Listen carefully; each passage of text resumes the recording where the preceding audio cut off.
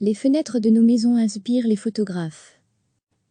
Fenêtres sur confinement. Durant ces 2 mois de confinement, nous avons tous passé de longues heures à nos fenêtres, à observer de loin la vie de dehors, à rêvasser au jour, où nous serons enfin libres de sortir. Les fenêtres auront été un repère dans notre enfermement, mais aussi une source d'inspiration pour les artistes. Que se passe-t-il à nos fenêtres lors d'un confinement ? Certains y affichent des messages à destination du personnel soignant, d'autres y tiennent des conversations avec leurs voisins, et puis d'autres encore les prennent en photo. Les photographes sont nombreux à avoir immortalisé les fenêtres des confinés. Des concours photos sur le thème du confinement et de la fenêtre ont même été lancés par le Hangar et par la Maison européenne de la photographie. Le photographe Valentin Curtet a réalisé une série de photos intitulée Fenêtres sur confinement, un nom inspiré par le célèbre film d'Alfred Hitchcock, Fenêtres sur cour. Depuis le début du confinement, le photographe prend en photo la même fenêtre, celle de sa voisine, Audrey Pirot, une youtubeuse connue sous le nom d'Air Pirot. Ensemble, chaque jour, ils créent un univers différent au départ de la même fenêtre. Un jour nous pouvons voir Audrey à la barre d'un navire, l'autre nous la suivons jouer les aventurières dans la savane. Sa fenêtre se transforme tantôt en bibliothèque, tantôt en bord de plage ou en bar. Tous les jours on découvre une nouvelle surprise, une nouvelle mise en scène. Audrey en train de faire de la couture, habillée en tenue de mariée, Audrey qui célèbre Pâques, ou enfermée derrière les barreaux d'une prison, le moins que l'on puisse dire c'est que les 2 comparses ne manquent pas d'imagination. Il y a une belle complicité entre ces 2 voisins qui ensemble documentent leur quotidien. Pour découvrir les photos, rendez-vous sur le compte Instagram de Valentin. Le photographe Jean-Luc Fexa a lui aussi créé une série de photos, dont le sujet principal est la fenêtre. Strange Thing B1, Belgian, Windows a cependant été réalisé avant le confinement. Jean-Luc Fexa, fin observateur, s'est amusé à capturer les originalités présentes aux fenêtres belges. Des marionnettes, des statues, des petits mots, vous n'imaginez pas une seconde, tout ce que l'on peut trouver aux fenêtres de nos compatriotes. Tout a commencé, un après-midi, alors qu'il rentrait de sa pause déjeuner. C'était un vendredi au milieu de l'été. Je rentrais de ma pause déjeuner. J'ai vu un attroupement de jeunes garçons devant une fenêtre.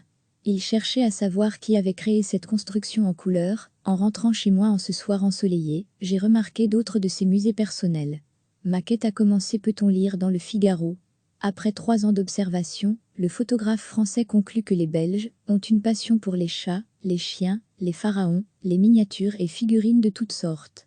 Le photographe a d'ailleurs édité un livre reprenant ses plus belles photos de fenêtres étranges. Un bouquin poétique et à la fois surréaliste. Durant ces 2 mois de confinement, nous avons tous passé de longues heures à nos fenêtres, à observer de loin la vie de dehors, à rêvasser au jour, où nous serons enfin libres de sortir. Les fenêtres auront été un repère dans notre enfermement, mais aussi une source d'inspiration pour les artistes. Que se passe-t-il à nos fenêtres lors d'un confinement ? Certains y affichent des messages à destination du personnel soignant, d'autres y tiennent des conversations avec leurs voisins, et puis d'autres encore les prennent en photo. Les photographes sont nombreux à avoir immortalisé les fenêtres des confinés. Des concours photos sur le thème du confinement et de la fenêtre ont même été lancés par le Hangar et par la Maison européenne de la photographie. Fenêtres sur confinement, le photographe Valentin Curtet a réalisé une série de photos intitulée Fenêtres sur confinement, un nom inspiré par le célèbre film d'Alfred Hitchcock, Fenêtres sur cour. Depuis le début du confinement, le photographe prend en photo la même fenêtre, celle de sa voisine, Audrey Pirot, une youtubeuse connue sous le nom d'Air Pirot. Ensemble, chaque jour, ils créent un univers différent au départ de la même fenêtre. Un jour nous pouvons voir Audrey à la barre d'un navire, l'autre nous la suivons jouer les aventurières dans la savane.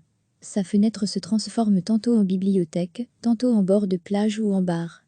Tous les jours on découvre une nouvelle surprise, une nouvelle mise en scène. Audrey en train de faire de la couture, habillée en tenue de mariée, Audrey qui célèbre Pâques, ou enfermée derrière les barreaux d'une prison, le moins que l'on puisse dire c'est que les 2 comparses ne manquent pas d'imagination. Il y a une belle complicité entre ces 2 voisins qui ensemble documentent leur quotidien. Pour découvrir les photos, rendez-vous sur le compte Instagram de Valentin. Strange Thing B1, Belgian, Windows. Le photographe Jean-Luc Fexa a lui aussi créé une série de photos, dont le sujet principal est la fenêtre. Strange Thing B1, Belgian, Windows a cependant été réalisé avant le confinement. Jean-Luc Fexa, fin observateur, s'est amusé à capturer les originalités présentes aux fenêtres belges. Des marionnettes, des statues, des petits mots, vous n'imaginez pas une seconde, tout ce que l'on peut trouver aux fenêtres de nos compatriotes. Tout a commencé, un après-midi, alors qu'il rentrait de sa pause déjeuner. C'était un vendredi au milieu de l'été. Je rentrais de ma pause déjeuner. J'ai vu un attroupement de jeunes garçons devant une fenêtre. Ils cherchaient à savoir qui avait créé cette construction en couleur. En rentrant chez moi en ce soir ensoleillé, j'ai remarqué d'autres de ces musées personnels. Ma quête a commencé, peut-on lire dans le Figaro. Après 3 ans d'observation, le photographe français conclut que les Belges ont une passion pour les chats, les chiens, les pharaons, les miniatures et figurines de toutes sortes. Le photographe a d'ailleurs édité un livre reprenant ses plus belles photos de fenêtres étranges. Un bouquin poétique et à la fois surréaliste. Cliquez sur s'abonner pour recevoir les dernières nouvelles.